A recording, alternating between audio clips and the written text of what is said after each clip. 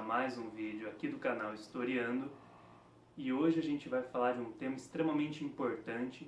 Pode ser um tema um tanto quanto polêmico, talvez muitas pessoas não gostem do caráter que esse vídeo tenha, mas é extremamente importante e faz parte da proposta aqui do canal. A gente vai falar justamente sobre essa dualidade, essa oposição que a gente está tendo novamente entre democracia e fascismo. Isso ficou explícito pelas últimas manifestações que nós tivemos aqui no Brasil, principalmente ali em São Paulo, e a gente vai debater esse tema. Primeiro de tudo, vamos entender a origem do que é democracia e do que é fascismo.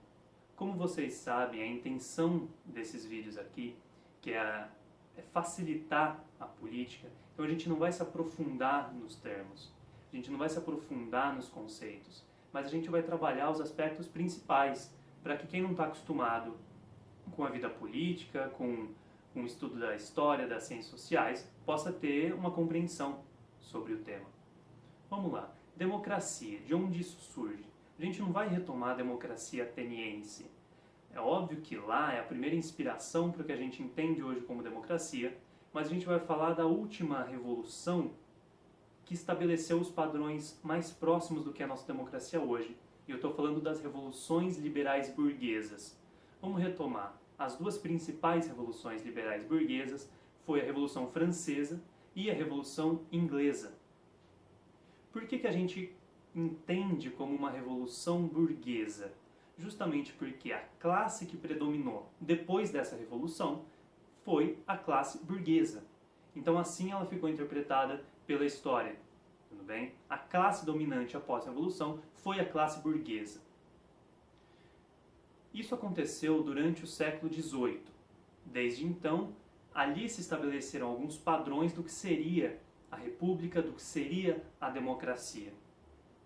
Pois bem, a gente utiliza alguns desses padrões até hoje. Vou dar um exemplo para vocês. O que constitui a nossa democracia? É o conjunto dos três poderes, o vídeo que a gente já teve aqui, o primeiro vídeo dessa playlist, recomendo vocês a darem uma olhada.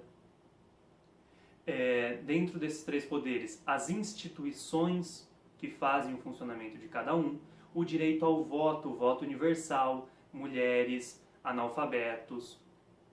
Então é a tentativa de trazer o povo para o mínimo de uma participação, porém essa participação ela é representativa. Não é o povo atuando diretamente. A gente vota em alguém que vai nos representar, não é? É uma democracia representativa. É evidente que há diversas falhas nesse modelo e vão surgir diversas críticas. E o fascismo vai ser uma dessas críticas.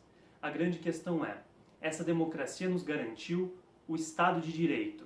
O Estado de Direito é nada mais nada menos do que a garantia dos nossos direitos mais básicos como cidadãos. É isso que a nossa Constituição, pós-ditadura militar, tentou estabelecer, ou seja, a garantia dos direitos básicos. O fascismo surge em oposição a isso. Vamos falar um pouquinho da origem do fascismo.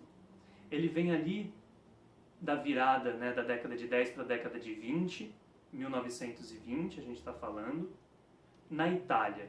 O grande nome, a gente conhece, vai ser Benito Mussolini, um cara que antes de virar casaca, inclusive, tinha os seus ideais de esquerda, trabalhava em um jornal, o Avanti, que é um jornal de esquerda, mas com o tempo ele vai mudar totalmente a sua opinião, vai ser expulso do Partido Socialista, vai ser mandado embora do seu jornal, na medida que ele vai mudando o seu pensamento. O fascismo surge em uma crítica a essa democracia liberal burguesa que a gente acabou de conversar. O que eu quero destacar não é só o fascismo que criticava esse sistema. Anarquistas também criticavam, socialistas, comunistas, sociais-democratas também criticavam. Por quê? Porque não é um sistema perfeito. E garantia o privilégio ainda de poucos, como a gente vê na nossa sociedade atual. Nós utilizamos esse sistema democrático, mas ele perpetua ainda as desigualdades sociais porque favorece justamente quem está no topo da nossa sociedade. Então, na crítica, o fascismo pode ser parecido com alguns outros grupos. A questão é, na forma de solucionar esses problemas, o fascismo é totalmente diferente. O fascismo é uma ideologia da extrema-direita e a gente vai entender como ele se perpetuou. É importante ressaltar que Benito Mussolini ele chega ao poder de forma democrática. Ele vai se tornar primeiro-ministro da Itália em outubro de 1922 de forma democrática, de forma legal. A questão é, com o passar do tempo, e pouco tempo, Mussolini começa a demonstrar as suas principais características, que é o autoritarismo, que é a violência, que é a supressão das liberdades individuais. E, além de tudo, a sua filiação ao grande capital, aos grandes financiadores, aos bancos, aos detentores do capital. Essa é a principal característica do fascismo. E vejam, ele começa a negar tudo aquilo que elegeu ele mesmo. Mussolini, ao criticar todas as instituições democráticas, tudo isso que estava posto, ele estava indo contra justamente aquilo que o colocou no poder. Então essa é uma característica marcante também. E se vocês quiserem, eu posso fazer um vídeo, deixem nos comentários, um vídeo só do porquê que o fascismo não é de esquerda, essa falácia que tanta gente, ou ignorante, ou de mau caráter, perpetua, ou explicando somente o fascismo. Isso dá um vídeo longuíssimo, é um tema muito bom para a gente trabalhar. Então deixem aí nos comentários. Bom, esse sistema autoritário que foi se desenvolvendo na Itália durante a década de 20, serviu de inspiração, inclusive, para aquele que seria depois um grande amigo de Benito Mussolini, que era Adolf Hitler. O fascismo serve de inspiração para o nazismo, as duas maiores correntes da extrema-direita.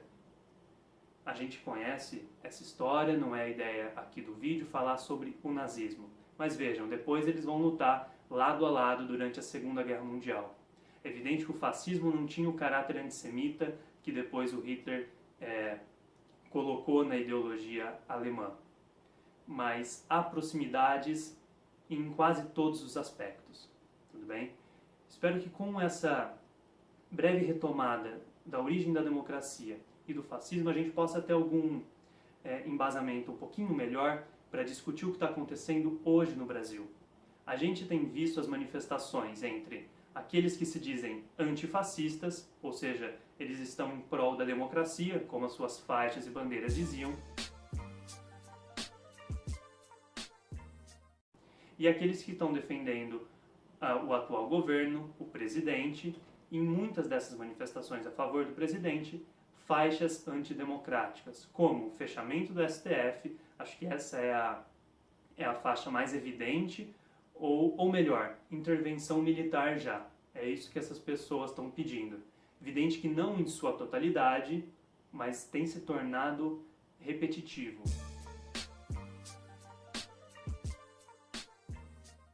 Então vamos lá, vamos entender essa dualidade. Por que que quase toda a esquerda está caracterizando o atual governo e principalmente as manifestações a favor do atual governo como neofascistas ou fascistas de fato? Porque as semelhanças são muitas. Por exemplo, o atual presidente, ele critica todo o sistema democrático que o colocou no poder. Assim como Mussolini fez, ele se vende como alguém de fora do sistema. Não era isso que Mussolini fazia? Criticava tudo que estava posto, se colocava como alguém novo, alguém que vem de fora do sistema, antissistema. Exatamente o que o Bolsonaro tem feito. A questão é que o Bolsonaro está no sistema há 30 anos na vida pública, né? Esteve presente na Câmara dos Deputados grande parte da sua vida e não teve nenhum projeto aprovado, mas ele estava dentro do sistema. Outra característica é a incitação à violência. O tempo todo ameaçando as faixas, ameaçando a intervenção militar, ameaçando a invasão de instituições democráticas. O autoritarismo é outra característica. Querer eliminar instituições que contrariam, é eliminar instituições que compõem os três poderes. Isso é um autoritarismo escancarado. Por isso que muitos manifestantes contra o governo caracterizam esse governo e os manifestantes pró-governo como neofascistas. As características não param por aí.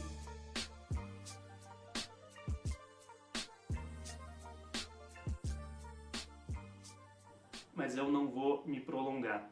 Eu espero que fique um pouco mais claro esses conceitos e, por favor, deixem nos comentários aquilo que vocês gostariam de discutir aqui no canal. É extremamente importante para mim o feedback, o retorno que todos os inscritos, todos que assistem os vídeos aqui no canal me dão. E quem puder, por favor, compartilhe o canal, envie esse vídeo para os seus familiares, para os seus colegas, para os seus companheiros, amigos, que muitas vezes têm dificuldade com esses termos. Quem sabe assim a gente possa ter um debate mais aprofundado daqui a alguns anos com todos esses movimentos pela internet em prol da educação. Agradeço a todos e todas por estarem aqui e até uma próxima.